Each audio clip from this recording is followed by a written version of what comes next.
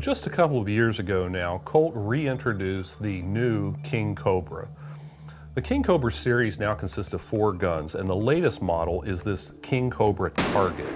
Now this is a 4¼ inch barreled, 9¼ inch long gun that weighs 36 ounces.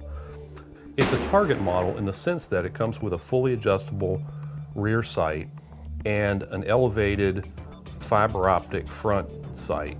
Now this front unit can be replaced by simply removing a screw just below it. Now this model has a fuller set of stocks than the other King Cobra models, which were more oriented toward concealed carry. This Altamont produced stock set is stippled by laser, and also its outer contour is fairly smooth and it's fairly large and hand-filling. So it's a nice stock for being able to get a good set on your target and keep that gun steady in your hand without moving around the sight picture as you fire.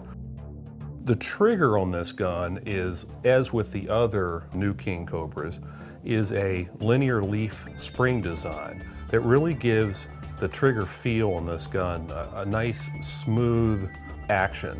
So in double action, it's a fairly low pound weight trigger, and it's fairly smooth all the way through. Now we did find that you need to really reset that trigger fully because there are a couple of tactile indications that the trigger is moving forward back through its arc. And I'll just take a look here to double check that this is a cleared gun. And as I press the trigger, there are a couple of places there where it feels as though the reset has happened, but it hasn't fully happened until you get it about to that position. That's about at that point in the trigger guard. I might also point out that these new King Cobras, unlike the classic Colt guns of past and the previous King Cobra, has a different shaped trigger guard, and that's a really a difference that Colt aficionados will notice.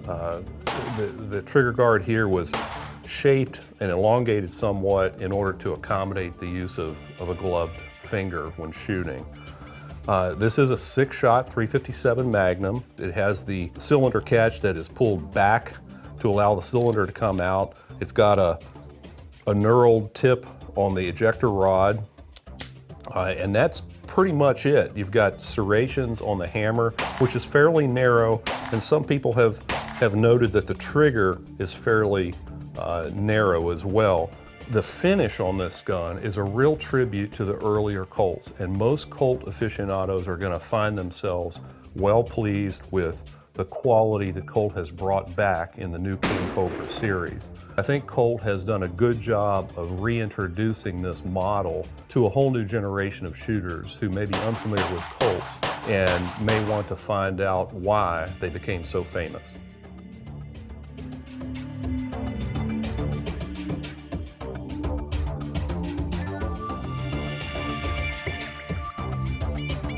For more on firearms and shooting gear, go to AmericanRifleman.org.